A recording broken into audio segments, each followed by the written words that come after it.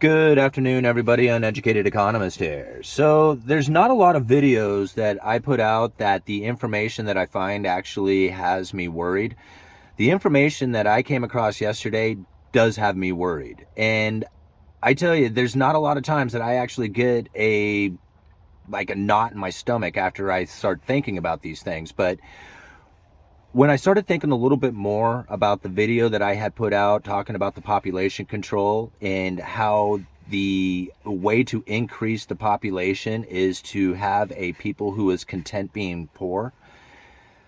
Well, I started thinking about this a little bit and I started putting a theory together on what I feel is happening because it's very interesting to think about economics and only about economics about everything. And a lot of times when you hear say something like we have a population that is diminishing, like the population growth is not at a sustainable rate. Now, typically, if you think about it, you got two people, they get together.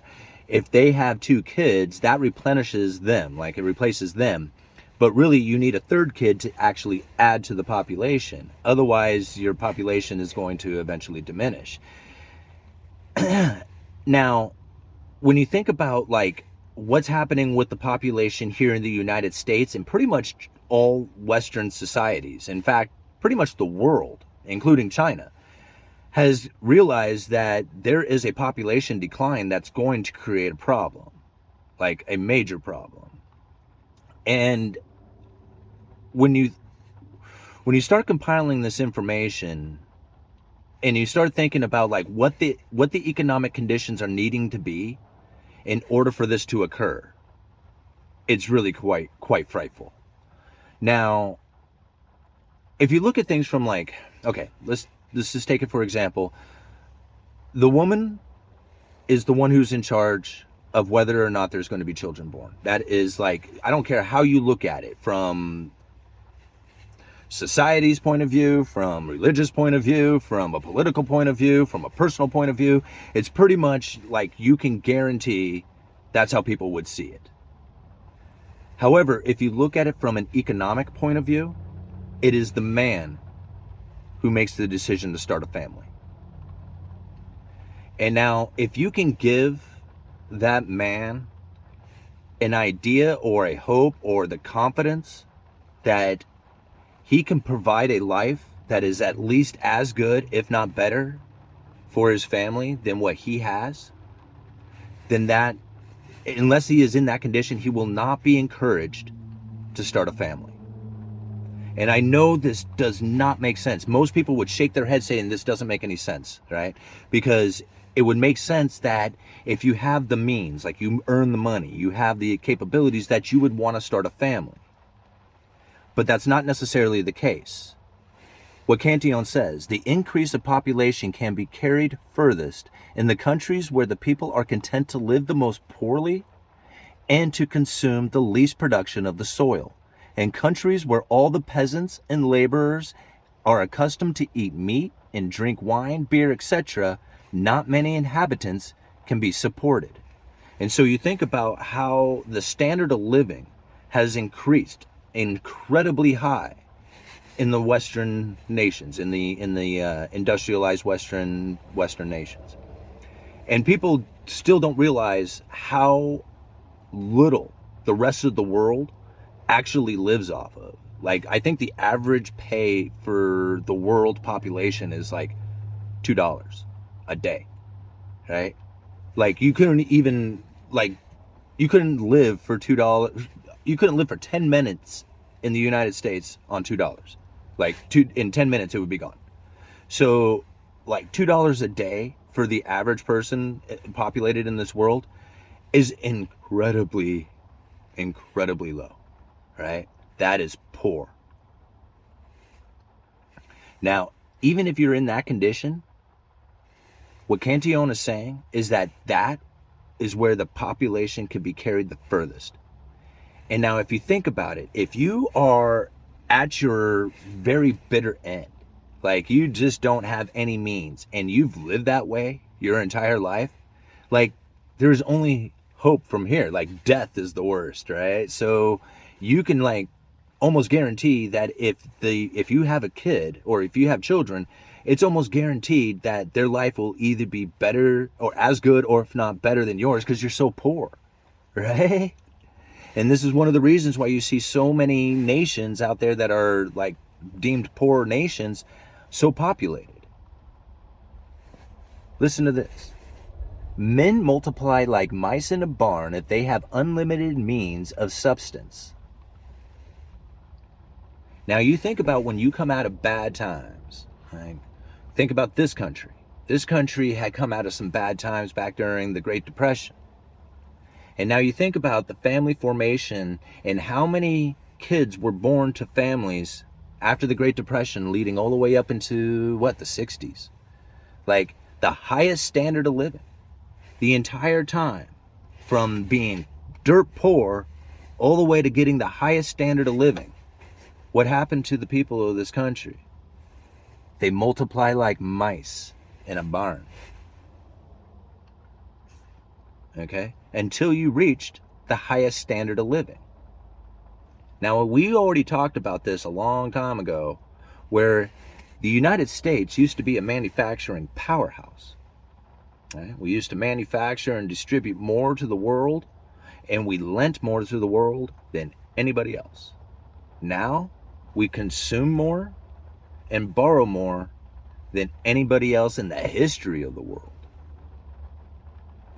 Our standard of living has been increased dramatically. Now, think about Cantillon's essay and think about the capabilities of being able to provide a life that is as good or better than the one that you have. Think about how difficult it is, how expensive everything is getting.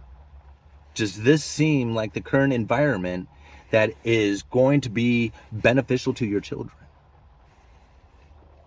if this was to continue? Something else that I thought about when I started putting all this information together, right, is that what are the birth rates right now? How long out are these birth rates going to stay low? Because if they stay low, then our standard of living stays elevated.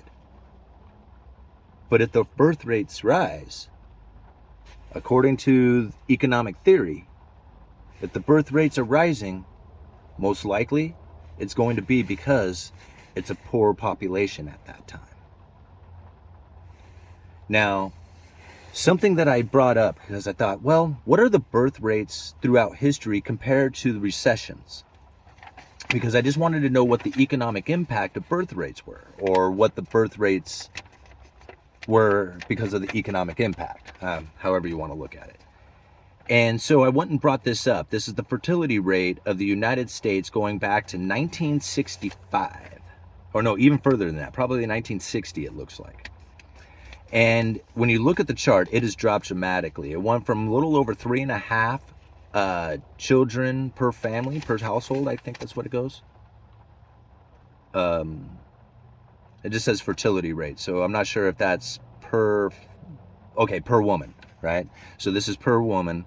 1.663 kids today. Back in the 60s, it was a little over 3.5.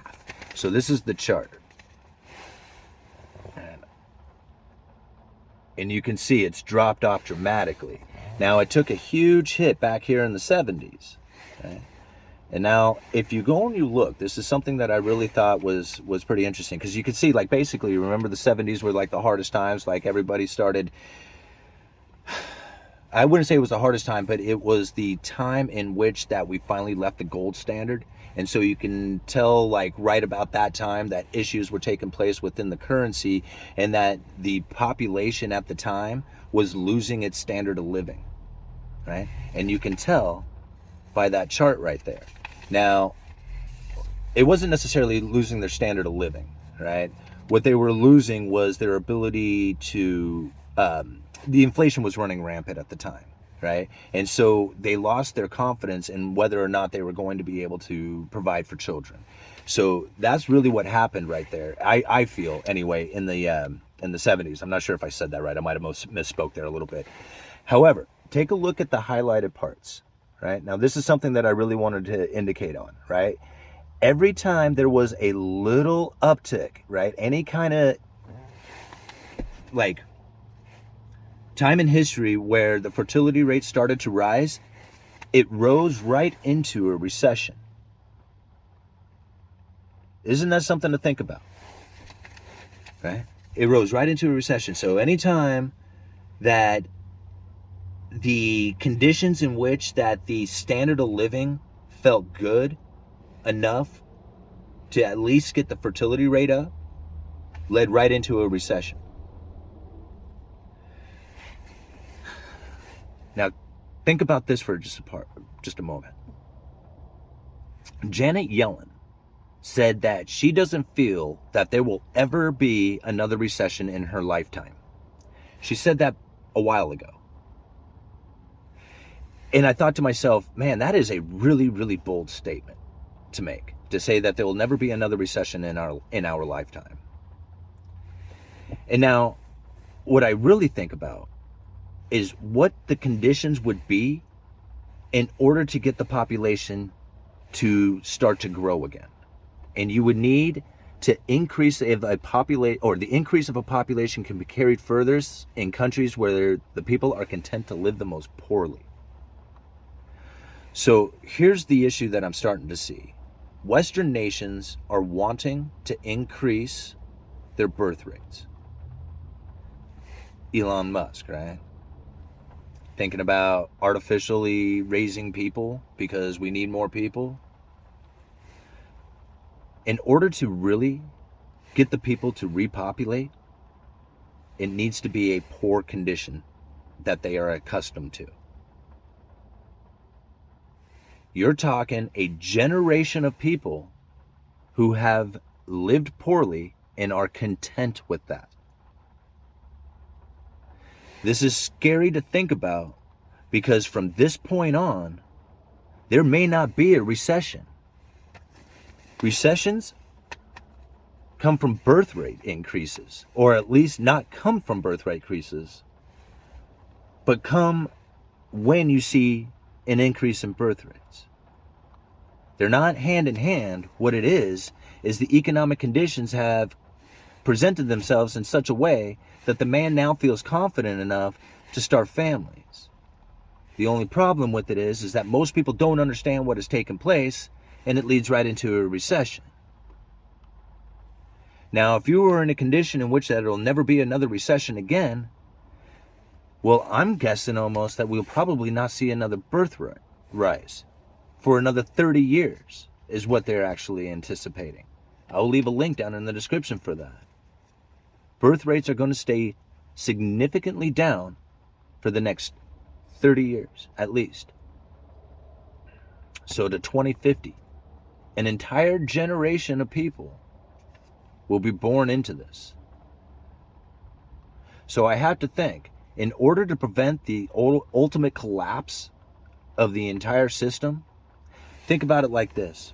If you have less children being born, who's going to take care of the old people? Imagine taking care of your parents. You say you were the only child. No problem. You'll take care of your parents. But say you're the only child that's taking care of your parents, and you're also taking care of other people as well. Say 6 other people. That's what they're talking about. That's what we're leading to. How much work can you perform in order to provide the standard of living needed that people are accustomed to? You can't, right? Now, I know a lot of people will talk about robotics and they'll talk AI and they'll talk all kinds of stuff about this. But ultimately what it comes down to is that they are either one going to have to figure out how to repopulate the earth without the people doing it themselves, which isn't going to happen, and not in my opinion anyway. Or, well, I guess there's a few ways. They could create the standard of living increase that has people confident enough that they will bring a family into this world knowing that they can provide a life for them that is going to be better than the one they have. So if there's some kind of politician out there who can promise that, then you might get some population growth out of it. or you get the people to own nothing and be happy. All right? So for the next 30 years, I am only assuming this, that they want population growth. They're going to have to get that next generation to be content to live poorly. This is not a good environment to raise a child in. Uneducated economist. You guys let me know.